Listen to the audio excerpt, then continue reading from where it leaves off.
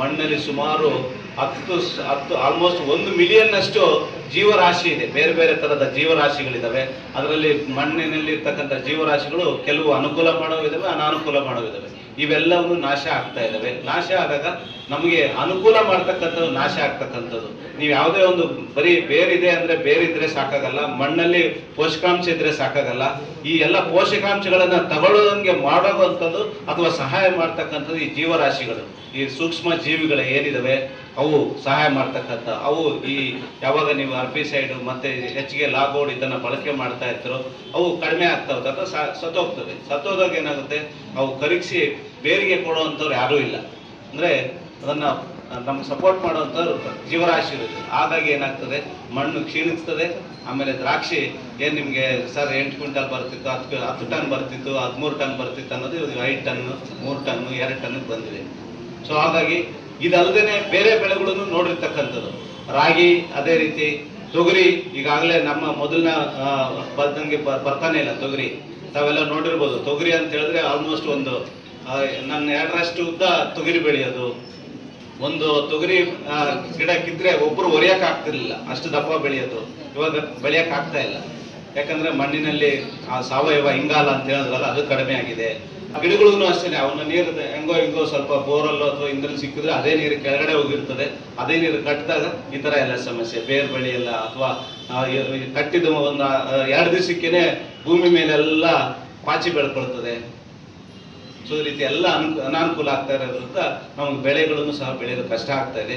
So ಆ ನಿಟ್ಟಿನಲ್ಲಿ at least ಕೆಲವು ನಮ್ಮಿಂದ ಏನು ಸಾಧ್ಯ ಮಣ್ಣನ್ನು ಸಂರಕ್ಷಣೆ ಮಾಡ್ಕೊಳ್ಬೋದು ಅನ್ನೋದನ್ನ ನಾವು ಗಮನ ಹರಿಸಿ ಮಣ್ಣಿನ ಸಂರಕ್ಷಣೆ ಮಾಡಿಕೊಂಡ್ರೆ, ಮಣ್ಣಿನ ಒಂದು ಗುಣಧರ್ಮಗಳನ್ನು ಉಳಿಸ್ಕೊಂಡ್ರೆ ನಮಗೆ ಆಹಾರ ಮತ್ತೆ ಉಳಿಗಾಲ. ಇಲ್ಲ ಅಂತಂದ್ರೆ ಖಂಡಿತವಾಗ್ಲೂ ಕಷ್ಟ ಆಗ್ತದೆ. ಸೊ ಆ ನಿಟ್ಟಿನಲ್ಲಿ ಇಷ್ಟೆಲ್ಲ ಪ್ರಯತ್ನ ಮಾಡ್ತಾನೆ ಇರ್ತೀವಿ. ಆದ್ರೂ ಕೆಲವು ಸಮಯದಲ್ಲಿ ನಮ್ಮನ್ನ ಮೀರಿ ಹೋಗ್ತಾ ಇದೆ ಕಾಲ. ಸೊ ಅದನ್ನ ಆದಷ್ಟು ಹೆಚ್ಚಿನ ಬರೀ ಇಷ್ಟು ಜನರಿಂದನೇ ಆಗೋದಿಲ್ಲ, ಎಲ್ಲರೂ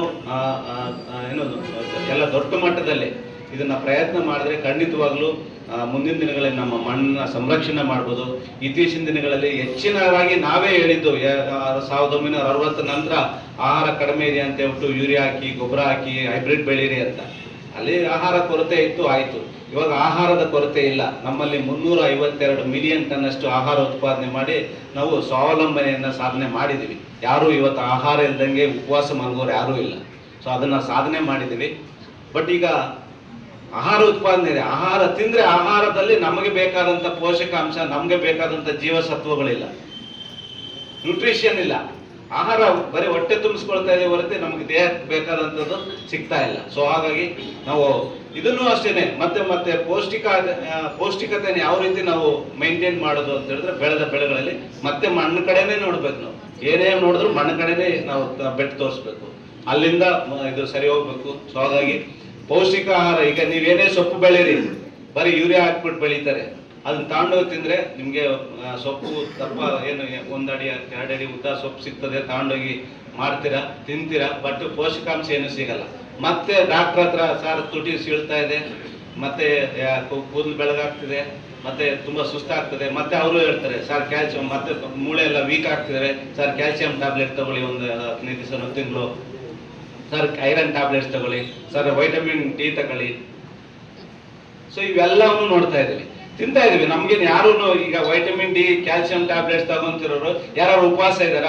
ಪಾಪ ಅವ್ರು ಊಟ ಇಲ್ದೇನೆ ಈ ತರ ಆಗ್ತಾ ಇದೆ, ಪೋಷಕಾಂಶಗಳ ಕೊರತೆ ಆಗಿದೆ ಅಂತ ಎಕ್ಸಸ್ ತಿಂತಾ ಇದ್ವಿ. 3 ಹೊತ್ತಲ್ಲ 4 ಹೊತ್ತು ತಿಂತಾ ಇದ್ವಿ. ಮೊದಲೆಲ್ಲ 2 ಹೊತ್ತು ತಿಂತಾ ಇದೀವಿ, 4 ಹೊತ್ತು ತಿಂತಾ ಇದೀವಿ, ಎಕ್ಸ್ಟ್ರಾ ಪಾನಿಪುರಿ ಅವು ಇವು ಸೇರಿ. ಸೊ ಹಾಗಾಗಿ ಇವೆಲ್ಲವನ್ನು ಸರಿದೋಗ್ಬೇಕಂತ ಹೇಳಿದ್ರೆ ನಾವು ಭೂಮಿ ಕಡೆನೆ ನೋಡ್ಬೇಕು. ಮಣ್ಣನ್ನೇ ಸರಿ ಮಾಡ್ಕೊಂಡ್ರೆ ಮಾತ್ರ, ಮಣ್ಣಿಗೆ ಸೇರಿಸಿದಾಗ, ಮಣ್ಣಿಂದ ಬೆಳೆಗೆ ಸಿಕ್ಕಿದಾಗ ಮಾತ್ರ ಈ ಪೋಷಕಾಂಶಗಳೆಲ್ಲವನ್ನು ಸಹ ಸರಿದೋಗ್ತಕ್ಕಂಥದ್ದು. ಈಗ ಹಾಲಲ್ಲೂ ಅಷ್ಟೇನೆ, ಬರೀ ಹಾಲಲ್ಲೂ ಈಗಾಗಲೇ ಹೇಳ್ತಾ ಇದಾರೆ, ಈ ಹಾಲು ಏನು ನಾವು ಕುಡಿತಾ ಇರ್ತಕ್ಕಂಥದ್ದು, ಹಾಲಲ್ಲೂ ಕೆಲವು ಪೋಷಕಾಂಶಗಳಿಲ್ಲ. ಏನು ಹಾಲಲ್ಲಿ ಇರಬೇಕು ಅವು ಇರ್ತಾ ಇರಲಿಲ್ಲ, ಬರೀ ಹಾಲಷ್ಟೇ ಕುಡಿತಾ ಇದ್ದೇವೆ. ಆ ಹಾಲು ಹಸುವಿಂದ ಬರ್ತಕ್ಕಂಥ ಹಾಲು ಸರಿ ಹೋಗ್ಬೇಕಂತ ಹೇಳಿದ್ರೆ ಅದು ಕೊಡ್ತಕ್ಕಂಥ ಮೇವು ಸರಿ ಹೋಗ್ಬೇಕು. ಅದು ಕೊಡ್ತಕ್ಕಂಥ ಮೇವು ಸರಿ ಹೋಗ್ಬೇಕಂದ್ರೆ ಮಣ್ಣಲ್ಲಿ ಸರಿಯಾಗಿ ಅದು ಸಿಗ್ತಕ್ಕಂಥದ್ದು ಆಗ್ಬೇಕು.